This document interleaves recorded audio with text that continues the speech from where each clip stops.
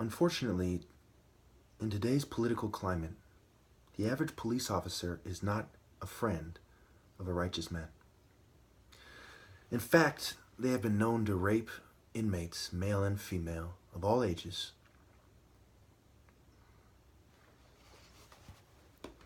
In 2013, the Center for Investigative Reporting discovered that California had been coercing female prisoners to get salpingectomies as recently as 2010. How many of you know how many male staff work at female prisons? You don't know, do you? So this has two very obvious applications. One is when the staff has sex illegally, one way or another, with a female inmate, she's less likely to get pregnant. So they can have unprotected sex over and over again, and they can collaborate with the medical staff to determine if they have a STD or something. I mean, it's a walk in the park, right? And also this has to do with eugenics, and they're choosing people that they don't care about, that are undesirable anyway. A lot of you might have trouble with that. Remember, this is from Adam Cohen's book. He's a Harvard graduate and former president of the Harvard Law Review.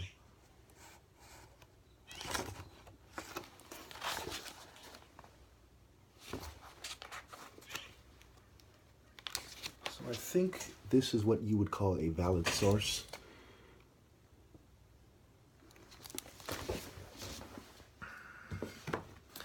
Now remember, that was 2010. It said as recently as 2010.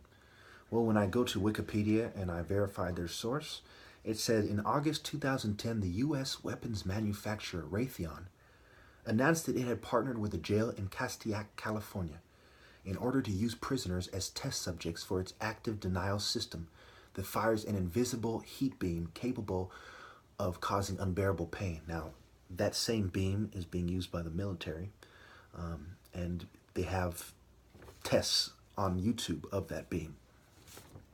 I'll put the link in the description and comments.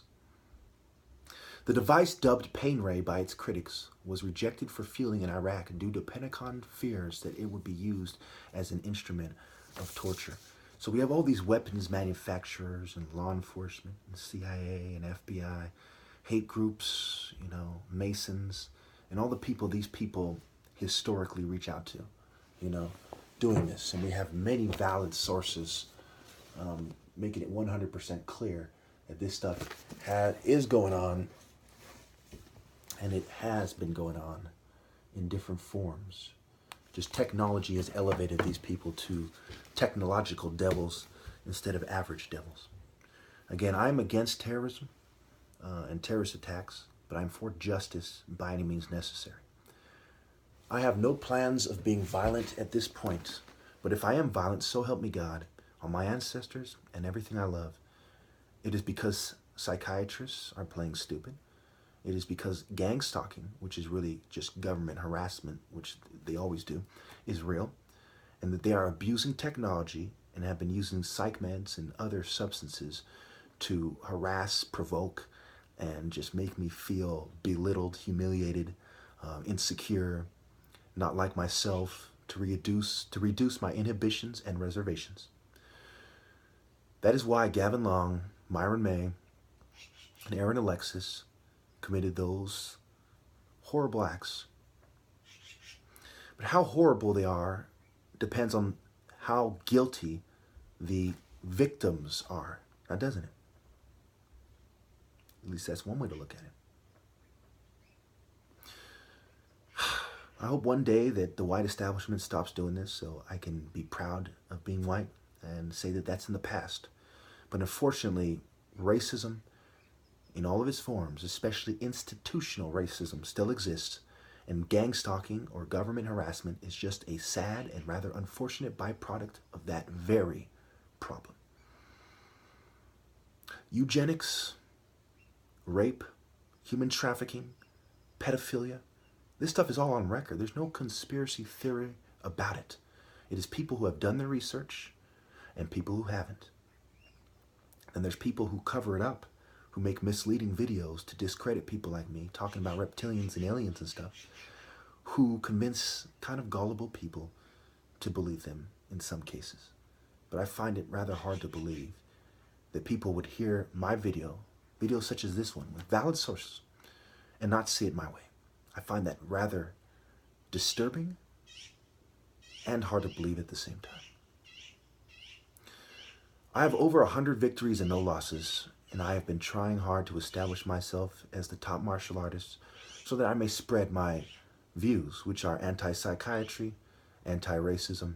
You know, I'm against human trafficking and all this horrible stuff that these secret societies do.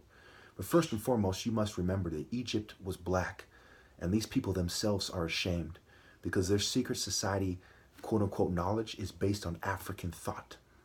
Remember, I traced martial arts through Egypt, through India, to the rest of Asia, to the rest of the world. You know, mainstream martial arts systems, martial arts from temples. And what you see on the Shaolin.org site is they say that Indians and Egyptians also moved energy. So they have subtly conceded my point in a way that they're trying, you know, they've done it in a way to keep themselves from losing too much face, but they're kind of subtly admitting that I'm right. Again, martial artists know how each other think. You know, we know how each other thinks to a certain degree. Raytheon should be extremely ashamed of themselves. So should Abbott, Pfizer, all these people doing these horrible things. And I'll put the link for the Code of Silence documentary in the comments as well. Again, I have no intention of being violent, but they are provoking me and they are threatening me. And I have a lot of videos where I am very upset as a result. But if you really pay attention, you can tell it is the adverse effects of psych meds and harassment and other substances that is creating this behavior, and not some kind of misunderstood mental illness. Thank you.